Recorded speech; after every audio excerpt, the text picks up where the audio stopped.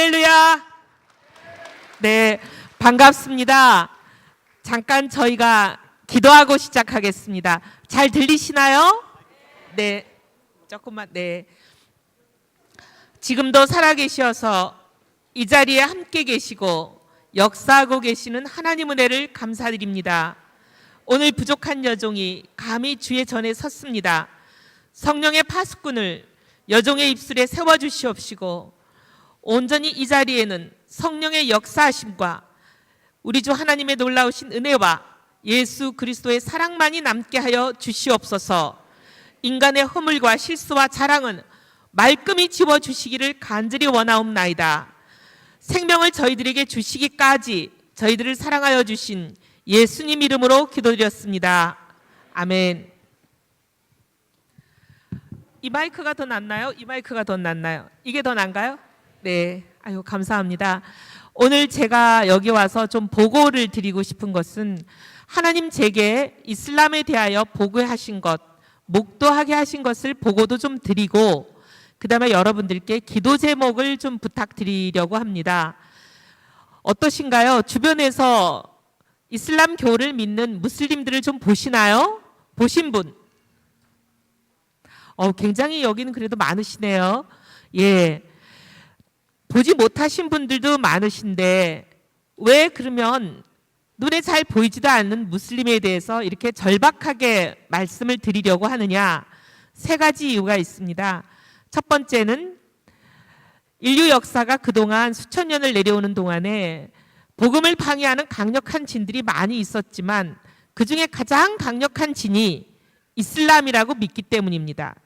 두 번째는 그럼에도 불구하고 이 실체가 우리나라 안에 각종 이슬람 전문가라는 사람들의 입을 통하여 180도 거꾸로 알려지고 있습니다. 전혀 실체가 알려지지 않고 있기 때문에 알려야 되겠다 이런 생각이고요.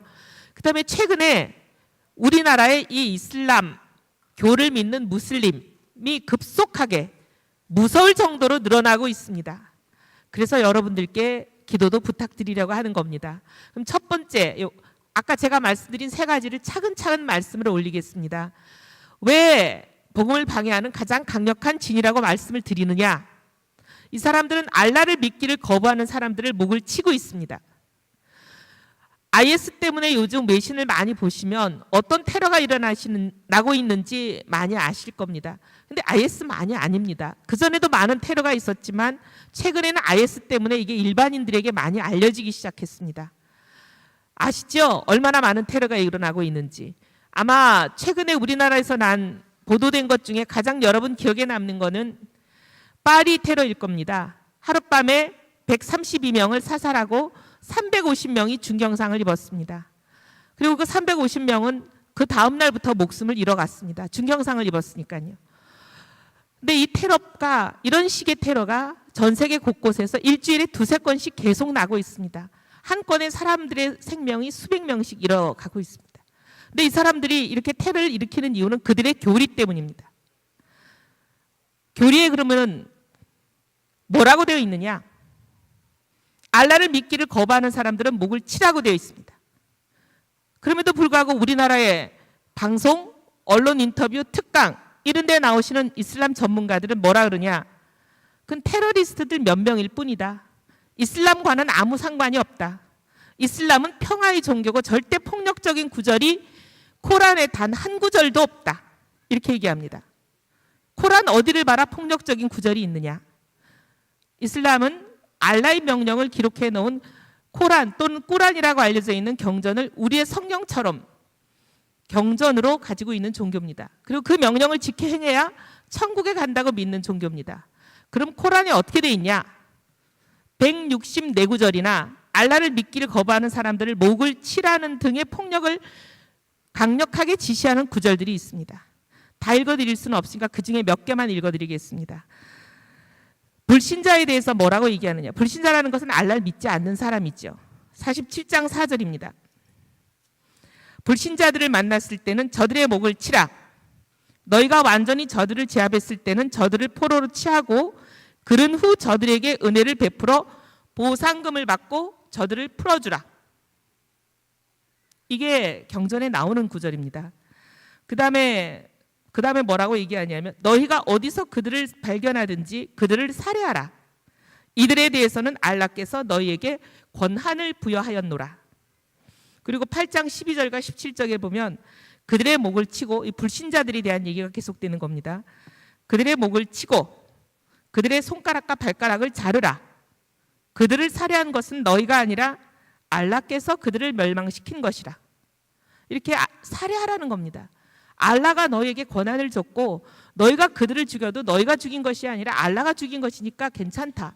이 정도를 넘어서서 더 심한 교리도 있습니다. 많은 분들이 이슬람 교도들이 저지르는 테러를 보시면 왜 그렇게 자폭 테러들을 할까? 다른 사람을 죽이기 위해서 내 생명까지 왜 바칠까? 그런 의구심을 많이 가집니다. 왜냐하면 그들의 교리 때문입니다. 이번에 파리 테러에도 보시면 아시겠지만 자폭 테러 하죠.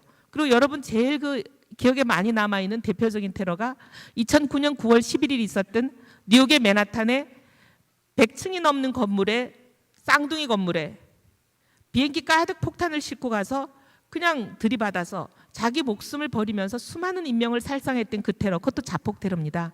근데 왜 이렇게 무슬림들은 자폭 테러를 할까요? 교리 때문입니다. 왜 그러냐? 우리는 천국에 갈지 안 갈지 알고 있습니까? 모르고 있습니까? 알고 있죠. 예수 그리스도를 믿고 독생자 예수 그리스도를 우리에게 대속의 제물로 주셔서 십자가의 보혈, 우리 죄를 대속해 주시는 십자가의 보혈을 믿기만 하면 우리가 영생을 얻고 천국에 간다는 것을 우리에게 확실히 성경의 언약의 말씀으로 주셨습니다. 그런데 이 사람들의 고리는 뭐냐면 죽어서 봐야 아는 거예요. 천국에 갈지 안 갈지는. 근데 딱 한 가지 천국에 간다는 보장을 받는 길이 있습니다. 이 땅에서. 죽기 전에 알 수 있는 길. 그게 뭐냐? 알라를 믿기를 거부하는 사람들을 목을 치라는 이 알라의 명령을 지켜 행하면 천국에 가는 거예요. 낙원을 너희에게 주리니. 제가 지금 남자분들도 계시는데 저도 여성인데 이런 말씀 참 입에 올리기 험한 말씀이지만 여러분들께 정확하게 알려야 되기 때문에 그 구절을 여기서 읊어드릴 수밖에 없습니다. 이 코란에 나오는 구절입니다. 너희가 그 알라를 믿기를 거부하는 사람들의 목을 치면 낙원을 너희에게 주리니 남자를 경험하지 아니하는 아리따운 처녀 70명을 낙원에서 준다고 돼 있습니다. 이것 때문에 그렇게 길을 쓰고 자기 목숨을 버리면서까지 테러를 행하는 것이 이유입니다. 이게 그들의 교리예요. 그런데도 우리나라의 수많은 방송이나 언론이나 이런 데 보면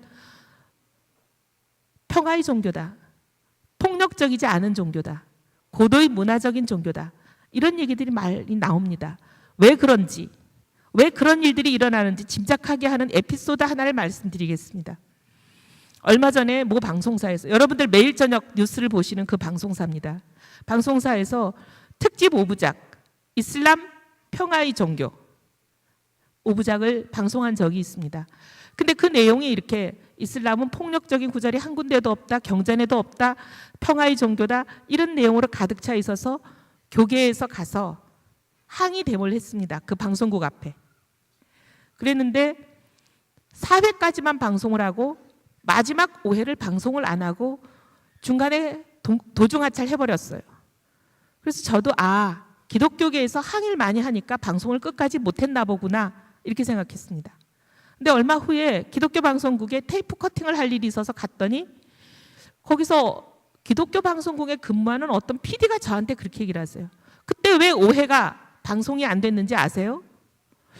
저희가 항의해서 그런 거 아니에요? 아니, 의원님도 그런 걸 모르고 계신다니까 정말 답답합니다. 그래서 제가 무슨 일인데요? 그랬더니 PD가 구속이 돼서 방송을 못했잖아요. PD가 왜 구속이 됐는데요? 그랬더니 이슬람으로부터 돈 10억을 받은 것이 밝혀져서 중간에 방송이 끝까지 못 가고 그만 도중하차한 거잖아요. 여러분, 왜 이렇게 이슬람에 대해서 정확한 실체가 알려지지 않는지를 짐작할 수 있는 대목이 아닐까 합니다. 이슬람에 대한 실체, 교리, 어떤 것인지를 정확하게 알려야 됩니다. 잘 알리지 않다 보니까 교회 안에서까지 어떤 일들이 있냐? 심지어 직분자들 중에서도 구약 성경을 같이 쓰니까 같은 하나님을 믿는 믿음의 뿌리가 같은 형제 종교이다. 이렇게 생각하시는 분들이 꽤 있습니다. 많이 만납니다. 어떻습니까? 우리가 하나님이라는 그 가시라는 영어를 한국말로 하나님이라고 같이 번역하기만 하면 같은 하나님인가요? 아니죠. 예수 그리스도를 우리의 죄를 대속하기 위해서 독생자를 십자가의 제물로 주신 그 아버지 하나님, 예수 그리스도의 아버지 되신 하나님을 믿어야 같은 하나님을 믿는 거 아닌가요? 그렇죠. 예수님의 신성을 부인하고 삼위일체를 부인하면 우리랑 같은 종교가 아닙니다. 우리가 그런 것들 이단이라고 부르죠. 이건 이단을 넘어서서 이방 종교입니다. 가르쳐야 됩니다. 안 가르치다 보니까 어떤 일이 있냐? 최근에 결혼하는 사람들이 많이 늘어납니다. 무슬림과. 제가 이제 무슬림이 우리나라 안에서 무서울 정도로 불어난다고 말씀을 드렸는데요. 왜 결혼하는 사람이 늘어나느냐? 우리나라에 오는 무슬림 중에 상당수가 온 세계가 알라의 것이 될 때까지 거룩한 전쟁을 한다. 이 성전, 지하드를 수행하기 위한 지하디스트 또는 무자히딘으로 훈련받고 오는 사람들이 많습니다. 근데 이 사람들의 포교 전략의 넘버원은 결혼을 통한 출산이에요. 우리는 남자 한 분과 여자 한 분이 결혼을 하죠. 일부 일처입니다. 그분은 일부 다처. 아내가 많습니다. 당연히 출산율이 높습니다. 우리나라는 지금 두 사람이 결혼해서 1.14명 정도의 아이가 태어나기 때문에 인구가 점점 줍니다. 기독교, 불교, 카톨릭 다 줄고 있어요. 그런데 무슬림은 6.7명의 아이가 태어납니다. 평균 출산율이에요.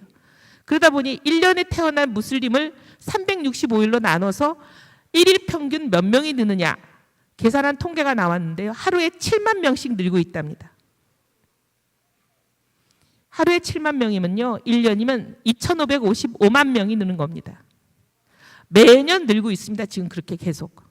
그 얘기는 1년이 지나면 호주보다 더 큰 나라가 하나씩 생기고 있는 거랑 똑같아요. 이 정도로 급속하게 늡니다. 그래서 그들은 이 일부 다처를 활용한 결혼을 통한 출산, 이것이 넘버원 포교 전략이에요. 그러다 보니까 우리나라에 온 많은 무슬림들이 결혼을 많이 합니다. 왜냐하면 본국에 아내가 아무리 많이 있어도 현지에 와서 결혼해도 아무 문제가 안 되고, 오히려 포교단체 자카트라는 곳에서는 한국 여성과 결혼해서 아이를 더 하나 낳을 때마다 6천만 원씩 장학금을 더 주는 제도, 뭐 이런 것들도 운영하고 굉장히 다양한 전략을 가지고 있습니다. 그러다 보니 결혼하는 여성들이 늘어나는데, 결혼을 목적으로 오는 경우에 결혼하기 전에 데이트하는 단계에서 기하가 나랑 결혼하면 우리 율법은 당신이 알라를 믿어야 돼. 알라를 믿지 않으면 내가 기하의 목을 쳐야 돼. 이게 우리 율법이야. 이런 얘기 하겠어요? 안 합니다. 실제 이런 얘기를 하면 아무리 그렇지만 결혼해서 자기 아내가 됐는데 율법이 아무리 그렇다고 해서 자기 아내 목을 치겠느냐 이러시는 분들이 많아요. 그런데 최근에 무슬림들이 급속하게 늘어나고 있는 미국과 유럽의 사례를 보면 캐나다까지 각종 살인 사건들이 많이 일어납니다. 대형 쇼핑몰에서 권총으로 저격을 당해서 사망한 사람을 조사해 보거나 이러면 많은 경우에 전문 킬러를 고용한 경우들이 있어요. 근데 전문 킬러를 누가 고용했나?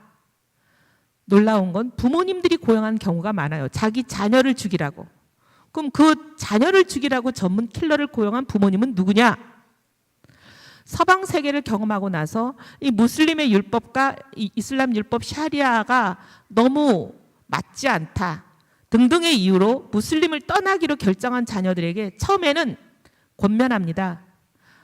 안 된다. 무슬림을 떠나면 안 된다. 계속 권명하다가 나중에 결국 자녀가 떠나면 자기가 직접 자기 자녀를 죽이기는 이게 인간이기 때문에 쉽지 않은지 전문 킬러를 고용해서 죽입니다. 왜냐하면 그래야만 자기가 천국에 가니까.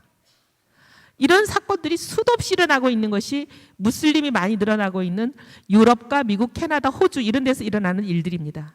아니 자기 자식도 킬러를 고용해서 죽이는데 수많은 부인 중에 한 명 죽이는 거 그렇게 어려운 일이 아닐 수도 있습니다. 근데 지금 그런 일들이 일어나다 보니까 우리나라 안에서 몰랐어요. 그런 율법이 있는 줄 내가 몰랐어요. 결혼하기 전에는. 저는 무슬림으로 개종을 안 할래요. 이러는 사람들이 도망쳐 나와서 나의 신변을 보호해 주세요. 내가 여기 있다는 거 누구도 알지 못하게 나를 좀 숨겨주세요. 이러는 경우가 많이 생기고 그분들을 보호하는 쉘터를 많이 만들고 있습니다. 피난처에 몸을 숨겨오시는 분들 중에 93.4%가 우리 교회 안의 자매들입니다. 왜 이런 일이 일어날까요? 교회 안의 자매들을 우리가 가르치지, 자매뿐만이 아니라 형제도 마찬가지예요.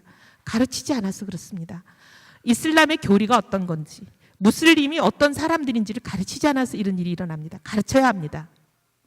근데 그 자매들을, 왜냐하면 사회 핍박에 시달리고 대부분의 아이를 낳고 나서 개종을 압박하면서 요구하기 때문에 많은 경우에는 또 그 아이를 살해하겠다고 인질로 잡고 협박하는 경우가 많이 있습니다. 왕왕. 그러다 보면 이 정신과 치료를 받는 사람들이 많아져요. 이 정신과 치료를 받는 사람들을 상담을 해보면, 아니 어떻게 하다 무슬림이랑 결혼하게 되셨어요? 처음에는 어떻게 만나게 되셨어요? 놀랍게도 어떤 답이 제일 많이 나오느냐면요, 제가 무슬림을 전도하려고 이슬람 선교 차원에서 제가 먼저 접근했어요가 많습니다. 우리가 자매들을 가르쳐야 됩니다. 그 사람들은 고도로 무장돼서 훈련받고 전사로 우리에게 오는데 우리는 교리도 뭔지도 모르고 그 사람들이 어떤 분들인지 모르고 단순한 생각으로 접근해가지고는 위험할 수 있습니다. 가르쳐야 됩니다. 제가 이제 우리 안에, 대한민국 안에 놀라울 만큼 급속하게 퍼진다고 말씀을 드렸는데요. 최근에 상황이 어떠냐? 2007년에 조사를 해봤을 때는 한 5천 명 정도 되는 걸로 조사가 됐습니다. 그렇게 많지 않다고 볼 수도 있죠. 근데 몇 달 전에 2015년에 생명의 말씀사에서 책이 나왔습니다. 등록하지 않은 무등록 무슬림까지 다 합해서 40만 명이 넘었답니다. 9년 만에 80배가 늘어난 겁니다. 어마어마하게 눈덩이처럼 불고 있습니다. 근데 지금 우리나라만이 아니라 유럽의 사례를 보면 우리가 이 부분에 대해서 기도하지 않으면 어떤 일이 우리에게 닥칠지 분명해집니다. 여러분 맨날 그 외신 보시면 테러, 폭력, 난리가 나는 불란서와 영국이 무슬림 이민을 그냥 받아들이고 무방비로, 심지어 어떤 때는 적극적으로 허용하게 하면서 지금 불란서는 8.7%를 넘어선 지가 오래됐습니다. 전 인구의 8.7% 이상이 무슬림입니다.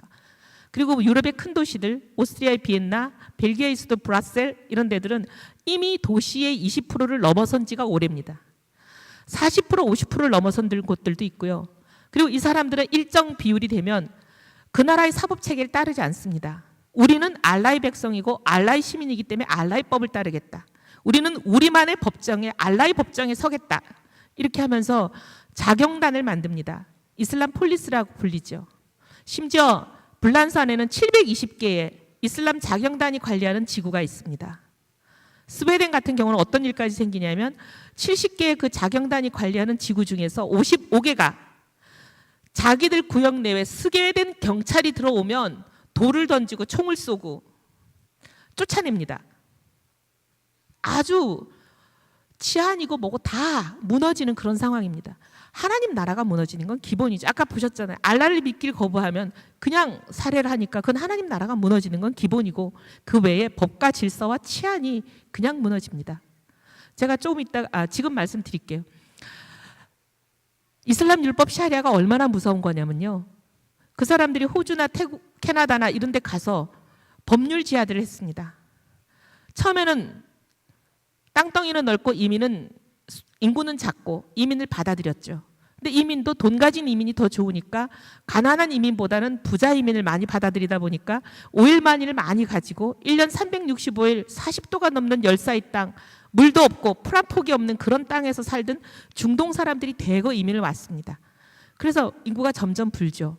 처음에는 투표권을 행사할 때 자기들 요구를 들어주는 사람에게 투표하기 시작하더니 이제는 드디어 자기들이 국회로 자기들이 대표를 보냅니다. 그래서 어떤 법률을 많이 통과시켰냐? 알라를 모욕하면 처벌하는 법률을 먼저 만들더니 그 다음에는 자기들은 세상 법정에 서지 않고 알라의 법정에 서게 하는 그런 법들도 막 만듭니다. 그런 법들이 통과된 나라들도 있고 아직 통과되지 않은 나라도 있어요. 근데 통과되지 않아도 이 사람들은 신경 안 씁니다. 아까 말씀드린 스웨덴이나 불란서 그런 법들이 통과되지 않았는데도 자기들끼리 그냥 자기들 폴리스를 만들어요. 자경단을. 그래서 자기들 법에 의해서 직결 처분을 해버립니다. 캐나다나 호주 같은 데서 어떤 일들이 일어나냐면요. 여성들이 여기 많이 계시니까 이슬람이 많아졌을 때 우리 사회가 하나님 나라가 무너지는 건 물론이고 여성들이나 사회 질서가 어떻게 무너지는 걸 좀 말씀드리려고 제가 예를 말씀드리겠습니다. 여성들은 이슬람 율법에 의하면 남성과 동등하지가 않습니다. 알라의 명령에 남편은 아내를 때릴 권리가 있다고 돼 있고요. 남편이 아내를 때릴 때 제3자는 왜 때리는지 물어보았으면 아니 된다는 금지 규정이 분명히 있습니다. 그리고 토요일마다 모스크에서 예배를 드리죠. 이마암이라는 우리 목사님에 해당하는 분이 나와서 설교를 하시는데 그분의 설교의 상당 부분이 몽둥이를 대여섯 개 들고 와서 몽둥이 사용법을 설명합니다. 근데 그 몽둥이가 무슨 몽둥이냐? 아내가 남편의 어떤 명령을 어길 때는 요 몽둥이, 조명령을 어길 때는 조명둥이, 각종 명령을 어길 때마다 때리는 몽둥이가 달라서 그 몽둥이 사용법을 설명하는 설교가 많습니다. 이제 캐나다나 호주 같은 데서 일어나는 일을 사례를 말씀드리면 17세 소녀가 백주대낮에 7명의 남성에 의해서 강간을 당한 적이 있습니다. 근데 이런 일이 한두 번이 아니라 아주 다반사로 일어나는데 그중에 한 개만 말씀을 드리는 거예요. 당연히 소녀의 아버지가 화가 나서 서방 법정에 그 강간범들을 고소를 했죠.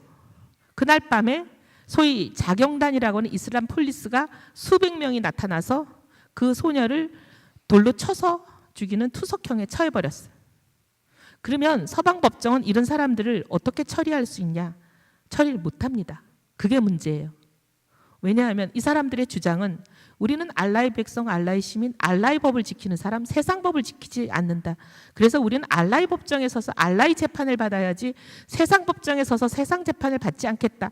이렇게 나오는 사람들이기 때문에 방법이 없습니다. 그게 한두 명일 때는 처벌할 수 있어도 그렇게 사람이 많아지면 사회 소요가 일어나서 처벌이 어렵습니다. 그들 주장은 뭐냐면 이 소녀는 알라의 법을 어겼다. 여자는 외간 남자와 얼굴과 얼굴을 맞대어서 페이스 투 페이스로 얘기하지 말라고 되어 있는데 그 알라의 율법을 어기는 것을 이 7명의 강간범 남성들이 목격했다. 소위 알라의 율법을 어기는 범죄 현장을 목격한 이 소녀는 현장범이 된 거예요. 그래서 알라의 법대로 이 소녀를 처벌한 게 강간이라는 겁니다.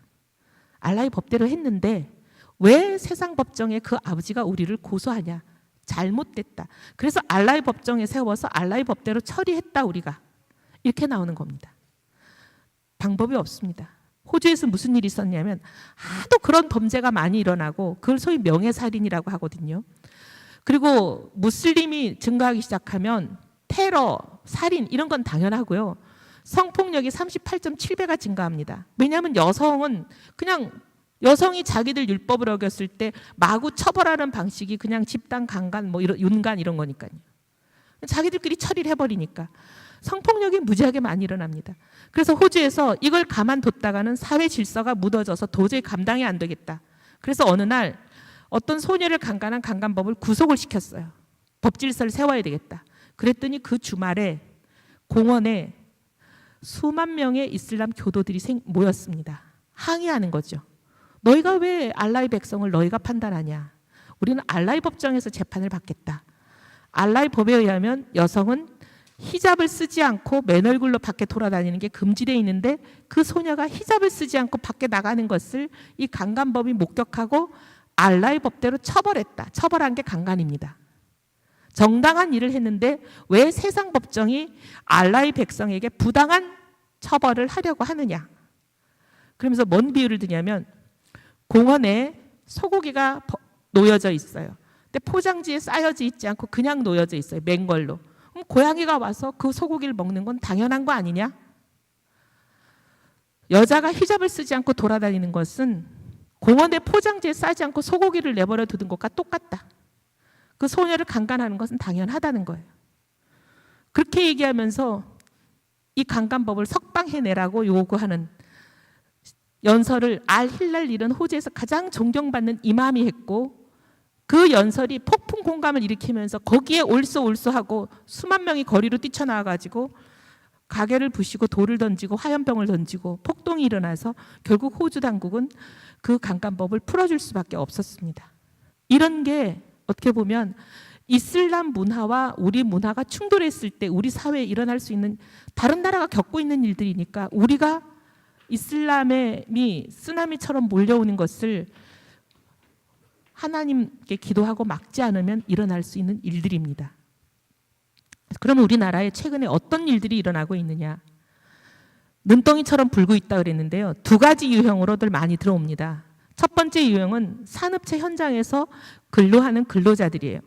우리 청년들이 3D 업종을 기피하다 보니까 인력이 모자라서 말레이시아, 인도네시아, 파키스탄, 아프가니스탄 이런 데서 많이들 모셔옵니다. 그분들은 무슬림 국가니까 무슬림들이죠. 최근에 IS 대원들을 몇 명을 쿠르드족이 잡았어요. 잡고는 소지품을 압수했습니다. 열어보니까 지하철 카드, 우리나라, 그 다음에 교통 패스, 티머니, 자동차 부품 공장에서 일하는 사람의 사원증 이런 게 나왔습니다. 소지품 중에서. 그래서 그걸 우리나라로 돌려보냈어요. 이게 진짜냐? 확인해 달라. 그랬더니 그걸 넣어봤더니 대구 지역의 지하철 카드예요. 불과 그 시점에서 한 달 전에까지 타던 기록이 나와요. 지금도 느니까 바로 지하철을 탈 수 있어요. 그리고 자동차 부품 공장의 사원증, 불과 한두 달 전까지 일했던 사람이라는 게 밝혀졌습니다. 그럼 무슨 얘기입니까?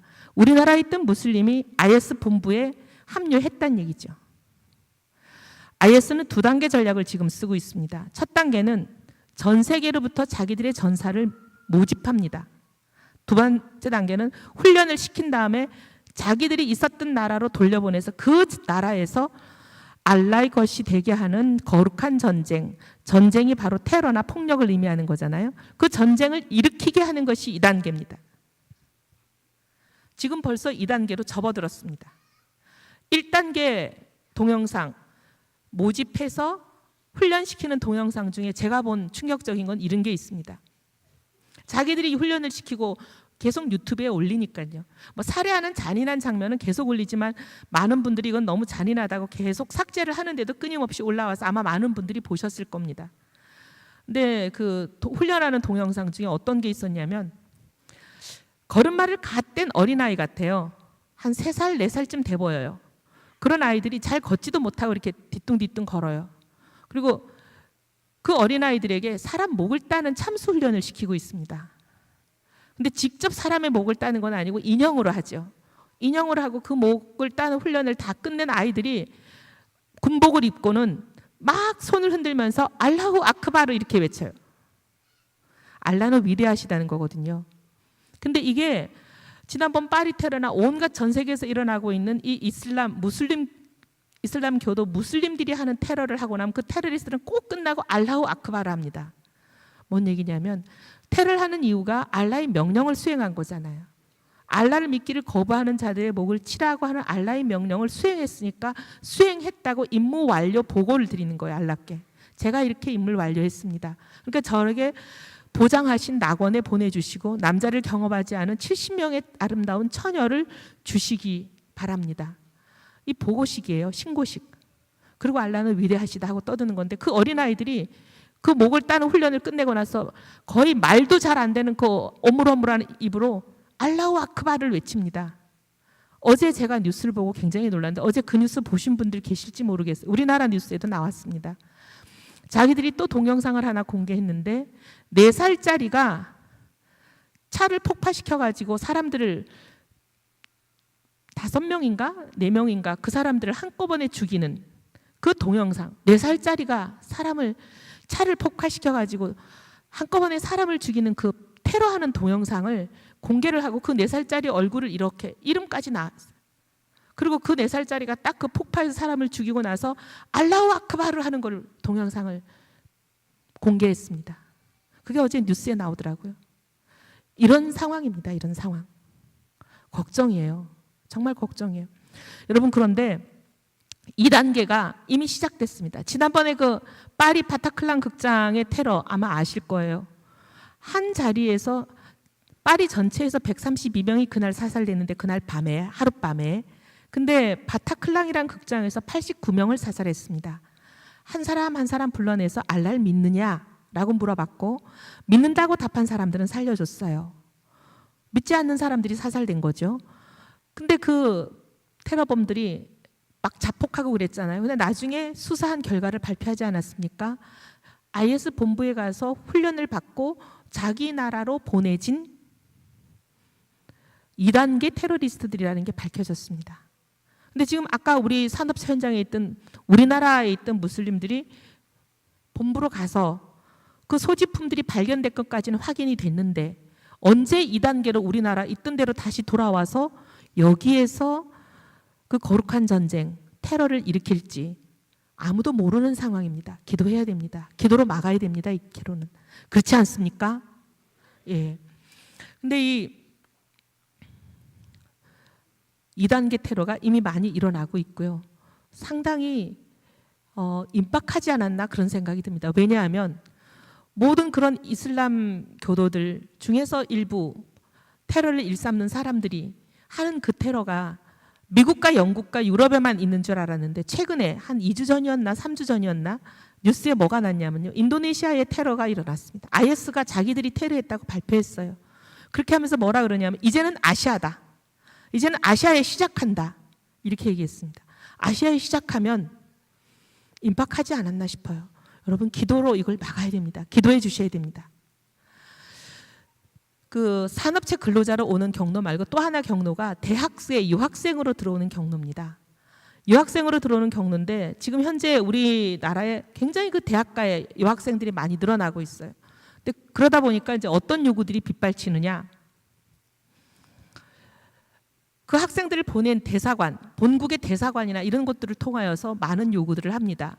기교에 우리 학생들을 유학시킨 것은 학업하는 것도 중요하지만 알라를 경배하는 환경이 조성되는 거, 보장되는 거 이게 굉장히 중요하다. 우리는 하루에 5번 정해진 시간에 기도를 해야 되니까 학생들이 이 기도하는 것에 방해받지 않고 제대로 알라께 경배할 수 있도록 기도 처소를 만들어 달라.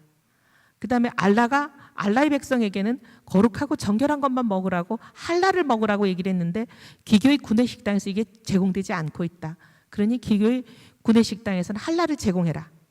그 다음에 학생들의 영적 생활을 지도할 이맘을 20명당 1명씩 배치해달라. 이런 요구들이 지금 많이 들어오고 있습니다. 이미 기도처소를 만든 대학들이 이미 많습니다. 왜냐하면 기도처소는 빨리 만들기 쉽거든요. 그냥 방 하나를 비워서 거기다 기도처소라고 써주면 되니까. 근데 할랄은 이게 시간이 많이 걸립니다. 조리하는 절차나 기구나 도구나 온갖 것들을 그들의 율례에 맞춰야 되기 때문에 이게 시간이 걸려서 지금 준비 중인 학교들이 많습니다. 서울 시내에만 해도 기도처소를 만든 데가 대학 중에 많이 있을 뿐만 아니라 여러분들 맨날 나가시는 영종도 인천국제공항과 각종 정부기관들에 지금 이미 많이 만들어져 있습니다. K대학 가장 좋은 곳에 만들라는 요구를 받아들여서 총장실 바로 옆방을 기도실로 만들었습니다. 그리고 여러분들이 Y대학 하면 떠오르는 그 믿음의 Y대학 기관장에게 우리나라 정부기관이 요구를 했습니다. 할랄을 구내식당에 제공해라. 근데 그 기관장 말씀이 저한테 뭐라 그러시냐면 이거는 교무회의의 안건으로 회부할 필요도 없더라. 내가 결정했다. 우리 학교는 선교사가 세운 하나님의 학교다. 하나님의 백성을 기르는 것이 우리의 권하기념이다. 그래서 통보했다. 우리는 하지 않겠다고. 그랬더니 그 학교로 원래 오기로 돼 있던 상당히 대규모의 액수의 교육 프로그램이 있었어요. 국가 보조금을 받는. 그거를 C대학으로 옮겨버렸습니다. C대학은 할랄을 제공한다는 조건을 수용하고 조건부로 그 프로그램을 받아갔습니다. 이게 지금 현장에서 일어나고 있는 일들입니다. 할랄과 관련해서 좀 말씀드리겠습니다.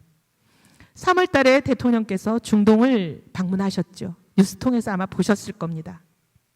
그때 가서 MOU랑 여러 가지를 체결하고 오셨어요. 아랍에미레이트랑 MOU를 체결하고 등등 뉴스에 보셨을 겁니다. 그리고 그 후속 조치로 6월 29일 날 메르스가 한참 4월에 창궐하고 그리고 메르스가 진정되기 시작했던 6월 29일 날 뭘 발표했냐면 익산에 할랄 전용 단지를 조성한다. 국가시책으로 할랄 요원을 육성한다. 이 2가지 시책을 발표했습니다. 익산에 50만 평 규모의 식품 클러스터가 있습니다. 그 안에 할랄 전용 단지를 만드는 거예요. 근데 이제 할랄이라는 게 오늘 다 설명드리긴 복잡하지만 여러 가지 까다로운 그 율법의 기준들이 있습니다. 그 사람들 율법. 예를 들면 우리는 무슬림이 아니기 때문에 굉장히 부정하고 정결치가 못해요. 근데 할랄은 거룩하고 정결한 음식 아닙니까? 기껏 만들어 놓은 거룩하고 정결한 음식이 우리가 이렇게 부정한 사람이 닫기만 해도 갑자기 정결하던 게 부정한 게 돼버려요. 그래서 그 안에 고용되는 수많은 인력들은, 수만 명의 인력들은 모두 무슬림이라야만 됩니다. 이건 무슬림화의 전략이라고 볼 수 있는 거 아니겠습니까? 우리가 이 할랄 전용 단지를 만들어서 수출한다고 해서 돈을 번다고 칩시다. 돈을 벌지 못한다는 건 제가 좀 이따 설명드리고, 돈을 번다고 치더라도 이 하나님 나라가 무너지는 이슬람화의 전략인 것에 우리가 굴복하면 이 할랄 단지는 기도로 막아야 될까요? 우리가 그냥 보고만 있어야 될까요? 기도로 막아주셔야 됩니다. 근데 이게 돈을 벌지를 못해요. 제가 전공이 경제학인데요. 어마어마한 투자금은 듭니다. 예를 들면 도축장 같은 걸 예를 들게요. 할랄은 돼지, 피, 알코올 절대 안 됩니다. 너무나 부정해서 안 됩니다. 그게 그들의 기준이에요. 우리는 소하고 돼지를 한 도축장에서 같이 도축을 합니다.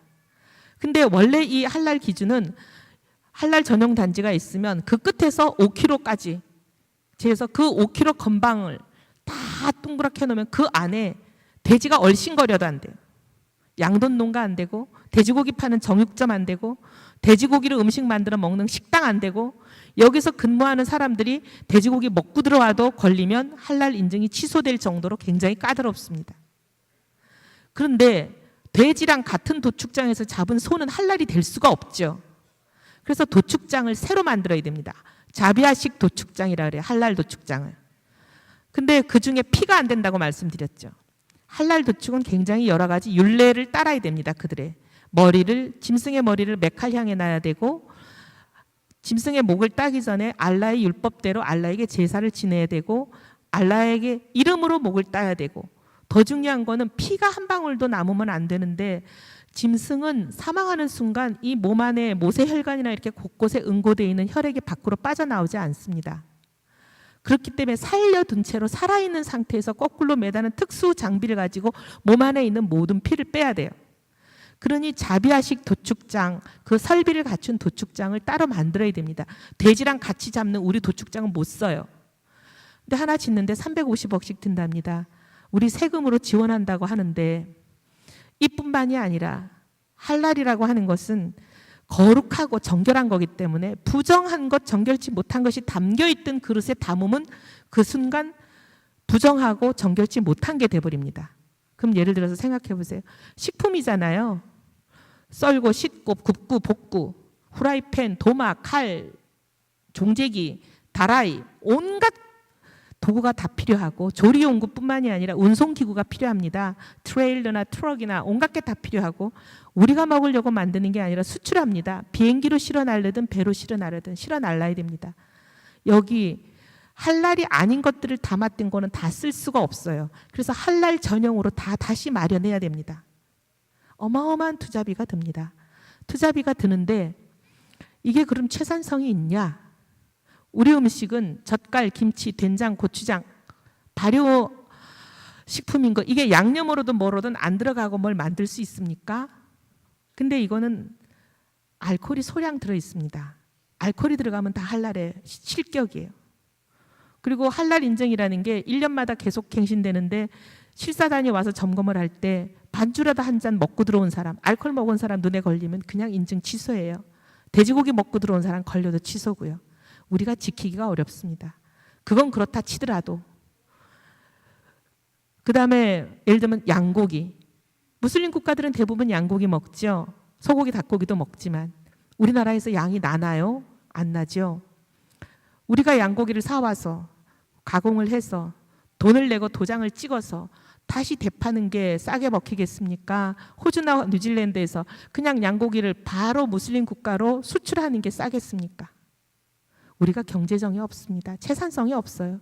근데 이렇게 엄청난 투자를 국민의 세금으로 해놓고 채산성이 없어서 잘 안 되거나, 아니면 그 할랄 기준을 못 맞춰가지고 우리가 실격이 되면 이 투자금은 다 날리는데, 이런 일들을 하나님 나라가 무너지는데도 해야 되겠습니까? 어떻게 보십니까? 기도로 막아야 되겠죠? 대통령이 아무리 밀어붙이고 국가 시책으로 정해져도 하나님 막으시면 중단됩니다. 믿으시죠? 제가 왜 이렇게 자신 있게 말씀드릴 수 있냐? 이론만이 아니라 성경 말씀만이 아니라 제가 실제로 목격했기 때문입니다. 지금은 할랄 지하드로 우리를 이슬람화 하려고 들어오는 이 세력들이 불과 몇 년 전에는 금융 지하드의 교두보로 대한민국을 정하고 밀어붙인 적이 있습니다. 금융으로 이슬람화 하려고. 근데 그때가 언제였냐면 여러분 스쿠크라는 말 많이 들어보셨을 겁니다. 스쿠크법이라는 것을 국회에 통과시키려고 한 때가 있었습니다. 말레이시아에 수상을 지냈던 마하티르는 아주 똑똑한 사람이 있답니다. 근데 그분이 금융지하드로 전 세계가 알라의 것이 되게 하겠다 선포를 하고 금융지하드의 교두보가 어디가 좋으냐? 대한민국이 최고다 이렇게 했다는 거예요. 근데 그 스쿠크법이라는 걸 만들어서 우리나라 국회에 정부를 통해서 압박을 넣었습니다. 이걸 통과시키라고. 근데 그때 하나님 제게 목격하게 하셨습니다. 하나님 어떻게 역사하시는지. 정말 하나님께서 하나님의 백성의 기도에 어떻게 우리가 상상도 못한 방법으로 오묘하게 역사하시는지 목격하게 하셨습니다. 그 보고를 잠깐 드리겠습니다. 어느 날 변호사 세 분이 저한테 찾아오셔가지고 하나님 나라가 집사님 손에 달려 있습니다. 그러셨어요. 그 제가 무슨 얘기입니까? 했더니 이 스쿠크라는 금융상품에 대해서 설명해 주신 거예요. 뭐냐면 복잡한 금융공학 얘기는 오늘 하지 않겠습니다. 요약해서 말씀드리면 이 스쿠크라는 상품은 이슬람식 금융상품인데 이게 돈을 눈덩이처럼 불리는 독특한 기법이긴 해요. 근데 특징이 뭐냐면 이거는 거래를 할 때마다 2.5%씩 우리가 은행 텔러머신 사용하면 수수료 떼듯이 자동적으로 떼어서 자카트란 곳으로 2.5%씩 착착 가는 거예요. 자카트가 아까 이슬람 포교단체라고 말씀드렸죠. 그 다음 또 한 가지 특징은 모든 금융상품은 정관이 있습니다. 여러분 펀드를 사거나 대출을 받거나 채권을 사거나 해보시면 항상 금융기관에 가면 깨알 같은 글씨가 적힌 서류를 주면서 아유 안 읽어보셔도 되고요. 밑에 서명만 하세요. 이게 정관입니다. 근데 이 정관은 법적 구속력을 갖기 때문에 반드시 지킬 수밖에 없어요. 근데 그 안에 뭔 내용이 있냐? 이슬람 율법 샤리아를 지킬 것을 준수한다는 서약이 들어있습니다. 이게 이슬람 금융인 스쿠크의 굉장히 중요한 두 가지 특징이었어요. 스쿠크는 그런데 스쿠크 법은 뭐냐? 스쿠크 법은 다른 돈이 아니라 이 스쿠크 자금을 쓰면은 국세, 지방세 어떤 세금도 1원 한 푼 안 내게 해준다는 면세법이었어요.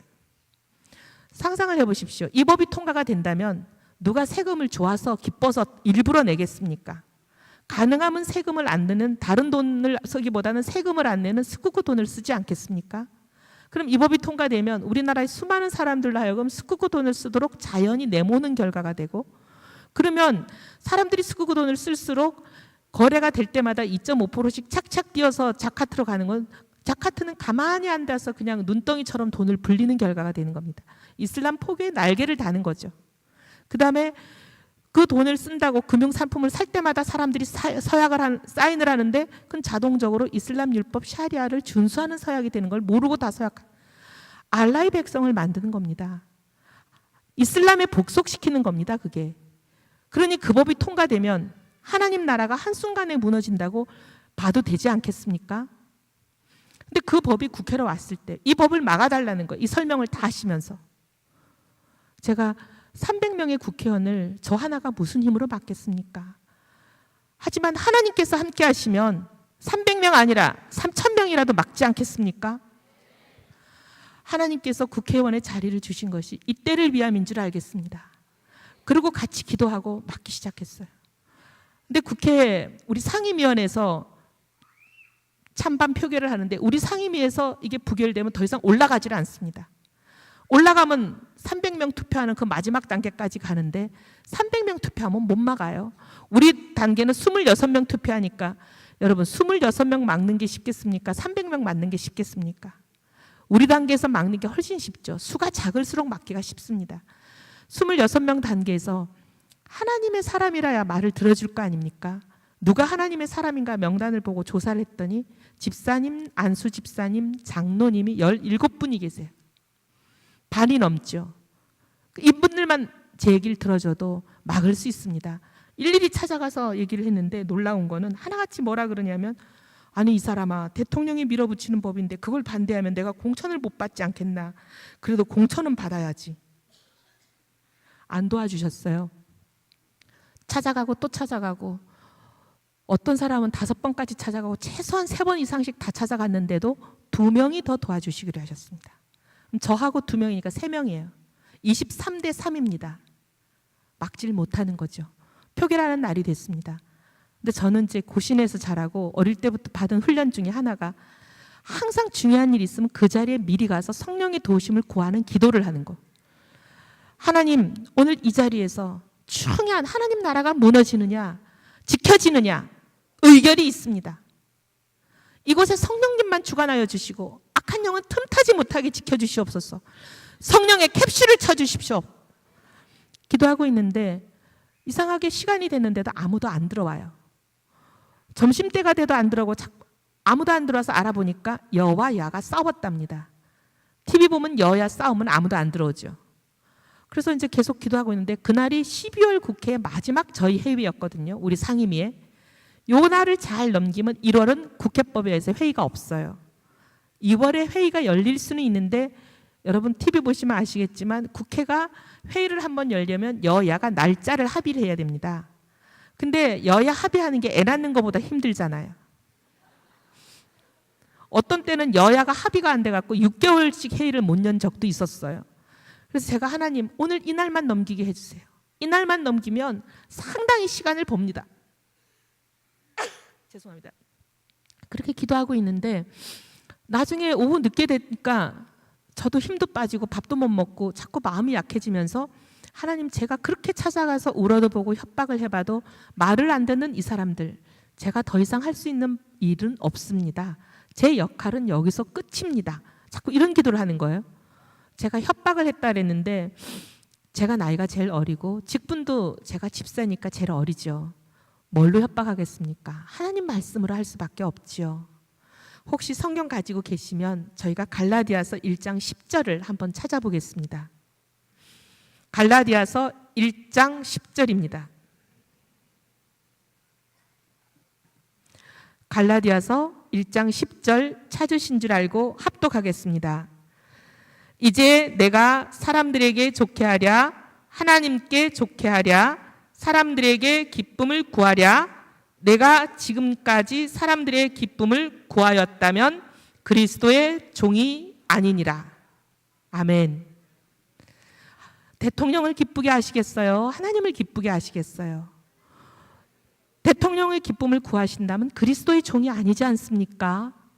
이렇게 협박을 했지만, 하나님, 저 사람들이 내 말 안 듣는데 내가 뭘 더 합니까? 하나님께 계속 그 기도를 하는 거예요. 근데 그 순간 제가 하나님께 무지하게 혼날 것 같았어요. 네가 네 공천이라면 여기서 포기하겠냐? 하나님 저한테 그러시는 것 같아요. 가만 생각해 보니까 제가 제 목이 달린 일이면 방망이가 두드려지기 전까지는 뭐라도 더 해보려고 뛰어다니겠죠. 그래서 하나님, 제가 잘못했습니다. 뭐라도 더 해보겠습니다. 근데 계속 뭐라도 더 해보겠다고 기도하는데 뭘 더 해야 될지 모르겠어요. 하나님, 뭐라도 더 해볼 테니까 뭘 해야 될지 지혜를 주십시오. 근데 기도를 하는 중에 갑자기 그분들이 찾아갈 때마다 공천 얘기했던 게 생각이 났어요. 공천은 국회의원 한 번 더 되려고 받으려고 그러는 거거든요. 근데 대통령이 공천은 도와주셔도 당선은 못 도와주십니다. 당선은 국민들이 표를 찍어야 되는 건데 요새 대통령이 찍으라 그런다고 찍는 국민이 누가 있어요? 그래서 가만 생각하니까, 누가 찍으라고 하면 국민들이 찍을까? 이거다. 그 생각이 나서 우리 보좌관, 비서관 다 불러가지고 23명 19급 통과시키려는 의원들 지역구에 동적구, 동 찾아내서 거기에 무슨 교회 있는지 찾아내고 담임 목사님 핸드폰 다 찾아냈습니다. 전화했습니다. 목사님 동네에 누구누구 의원이 이거 통과시키려고 합니다. 이 사람한테 전화 좀 해주세요. 이거 통과시키면 다음 선거에서 떨어뜨려 버린다고.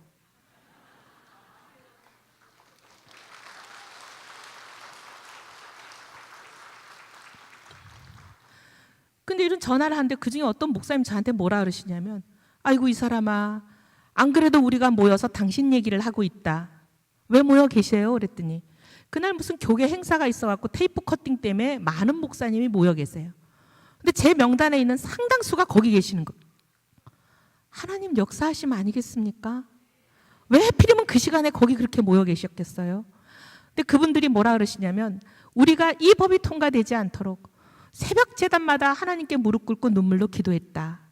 그런데 하필이면 그걸 결정하는 회의가 오늘 있는 줄은 몰랐다. 국회일이니까 모르시죠. 당신 얘기 잘했다. 우리 이렇게 여기 모인 김에 금식을 이 시간 선포하고 우리는 통성으로 기도에 돌입하겠다. 하나님께서 이스라엘과 아말렉이 싸울 때 모세의 팔이 내려오지 않게 받쳐주었던 아론과 훌의 역할을 하게 하신 그걸 우리가 오늘 이 자리에서 주의 종들이 하겠다. 그러면서 주의 종들이 금식을 선포하고 통성 기도로 돌입할 때니까 저보고 전장에 들어가서 잘 지키라고 그러셔요. 근데 계속 제 회의장에 와서 기도를 하고 있는데도 12월이니까 깜깜한데 8시 반쯤 되니까 갑자기 70명이 들어와요. 대통령이 9시까지 통과시키라 그랬대요. 9시에 전용 비행기를 타고 말레이시아를 국빈 방문하시는데 알고 보니까 이걸 갖고 가야 된다는 거예요. 그러면서 이걸 통과시켜야 된다고 우리 위원장이 뭐 야단이 났어요. 근데 30분밖에 안 남았는데 이걸 통과시키려면 그 앞에 있는 70개가 통과돼야 되거든요. 다른 법안.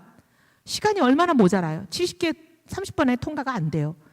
그러니까 막 마음이 조급해가지고 막 빨리 하려고 그러는데 제가 71항에 대해서 반대 토론을 하겠습니다 했더니 우리 위원장이 막 화를 내면서 오늘은 토론하면 정치인들 보면 꼭 누가 찬성하면 말꼬리 잡고 반대하고 반대를 누가 하면 또 말꼬리 잡고 찬성하고 핑퐁 치느라고 밤 다 새버리잖아요. 그러니까 오늘은 토론하면 이거 날 다 새서 안 된다. 오늘은 토론 없다. 근데 저는 토론을 하겠다. 그 사람은 토론이 안 된다. 둘이 또 옥신각신 하느라고 5분에서 7분이 흘러버린 거예요. 우리 위원장이 초조해서 죽을라 그래요.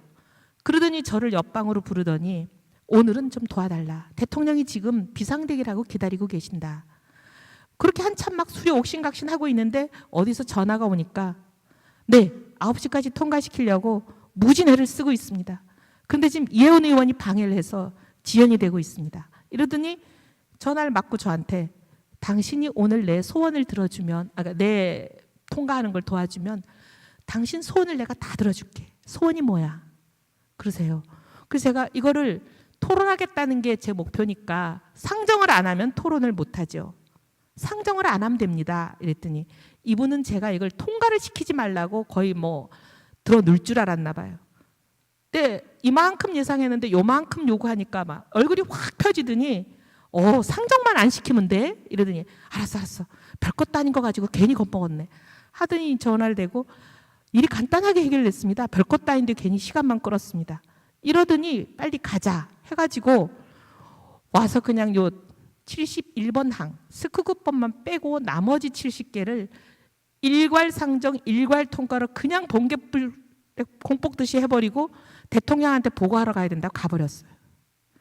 이건 통과가 안 된 거죠. 그죠?